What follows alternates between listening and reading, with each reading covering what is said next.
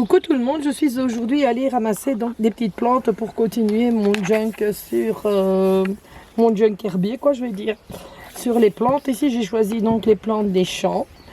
Donc ici d'abord j'ai ramassé de la vipérine qui est comme ceci. Vous pouvez regarder. On voit bien les petites taches ici brunâtres sur la tige. Attention, c'est une plante qui est très toxique pour le bétail parce qu'elle contient beaucoup d'alcaloïdes. Donc pour la mettre sécher, donc je vais lui mettre comme ça dans l'essuie-tout, voilà. Et puis il viendra me fabriquer donc une presse à tampons, une presse à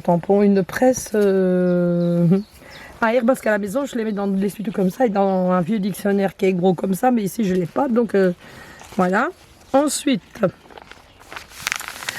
on va préparer un autre morceau d'essuie-tout. Enfin, ce pas là pour vous en France. Hein. Et je vais vous montrer la caille lait blanc. Alors, leurs racines, j'aurais dû en prendre tantôt, mais je ne le savais pas. Leur racine, elle est très utilisée pour faire un colorant rouge naturel. Elle pousse au bord des talus d'un ancien chemin de fer. Je l'ai trouvé. Donc voilà, c'est la caille lait blanc. Je vais lui remettre une autre feuille d'essuie-tout. Donc toutes ces fleurs-là, vous pouvez les trouver. Et puis si vous ne savez pas ce que c'est, vous allez sur le site observation.be, vous faites la photo, vous mettez et ils vous disent qu'est-ce que c'est. Donc ensuite, nous allons faire le pavot. Le pavot, je l'ai trouvé aussi au bord d'une route. Hein. C'est le pavot dormeur qui dit ça. Il a une fleur mauve. J'espère qu'il va mieux réagir que le coquelicot parce que moi le coquelicot, je peux vous le montrer, il est devenu tout brun. Il n'est pas resté rouge. Donc il est ici. Le pavot dormeur, il est bleu comme ceci. Je vais essayer de le mettre comme ça. Avec ça ici, ainsi. Et je vais essayer d'avoir une petite feuille avec. Pour le conserver, on verra bien. Il y a des bestioles, quand je vous dis comme des insectes, parce qu'il y en a partout. Je vais essayer de l'avoir comme ça.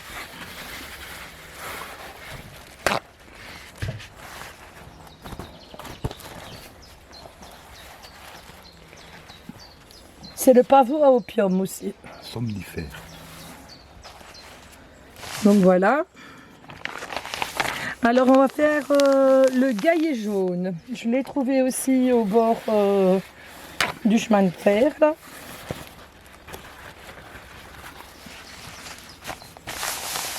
Alors le gaillet jaune, c'est celui-ci. Ouais. C'est lui ou c'est l'autre? Celui-ci. Celui-là. J'ai hésité. Voilà, c'est celui-ci, le gaillet jaune. Très beau aussi. Je suis sûre que ça va bien donner, mais... Alors, ça c'est utilisé pour la cicatrisation des brûlures et des plaies. Il peut être utilisé aussi en interne, mais moi je ne le ferai pas. Voilà. Alors nous allons, je vais vous montrer la mauve musquée. La mauve musquée. Attendez, j'ai préparé d'abord mon essuie-tout.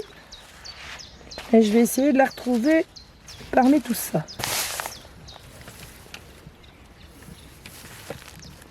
Où est-ce qu'elle est? C'est une des premières que j'avais trouvées. Oui, c'est celle-là que je veux. Voilà, elle est là. Donc voilà, c'est ça la mauve musquée. Regardez qu'elle est jolie. Je vais vous la montrer comme ça.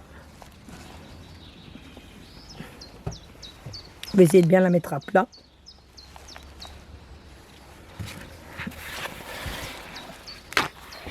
Et d'ici une dizaine de jours, 15 jours, je pourrais les mettre entre deux feuilles de rhodoïde. Hein. Là, on va s'en ramasser une.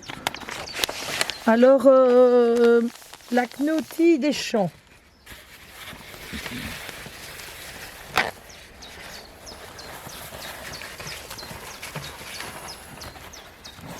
l'origan. Je pense que ça doit être celle-ci, si je ne me trompe pas. Vérifie quand même. Oui, c'est celle-là. C'est celle-là, et voilà.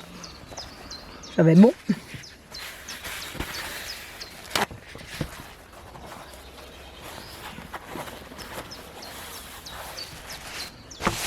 Voilà. Ensuite,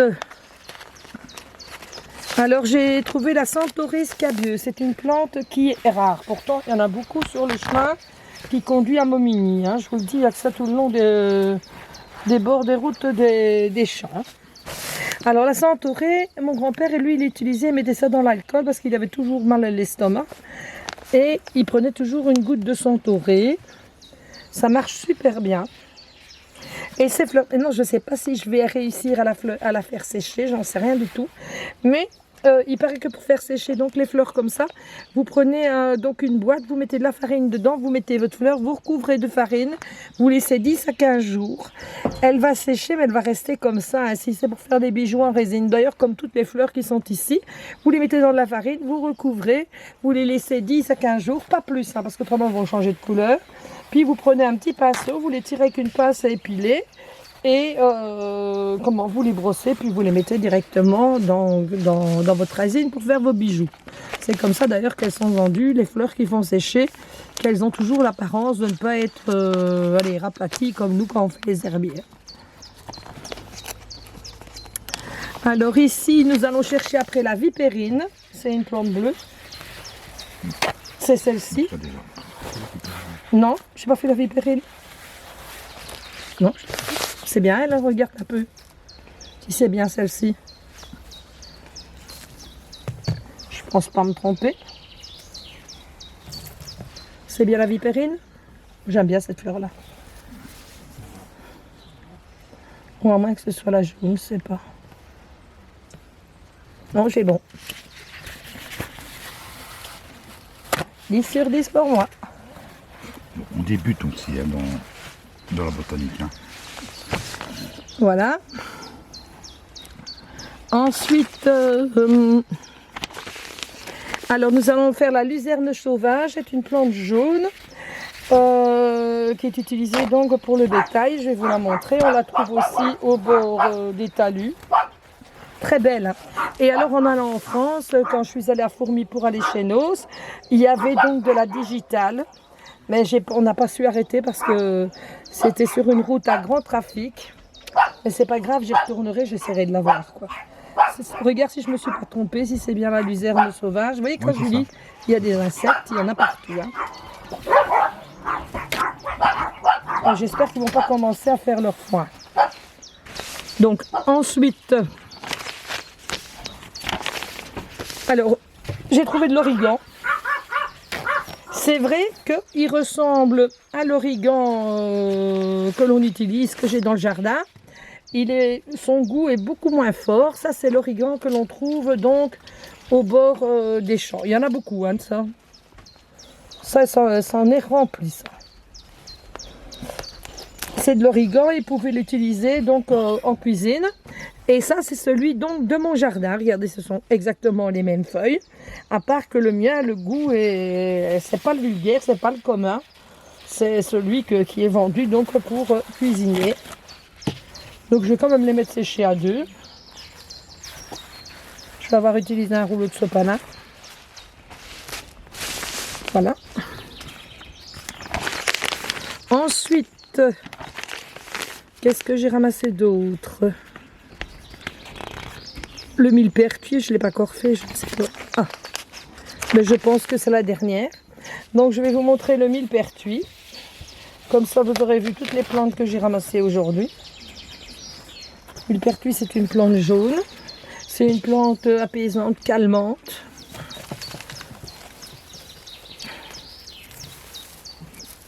Oui, c'est ça. Donc voilà, la voilà. C'est bien une plante apaisante et calmante. Regarde un peu. Alors l'origan, il appelle aussi marjolaine. Hein.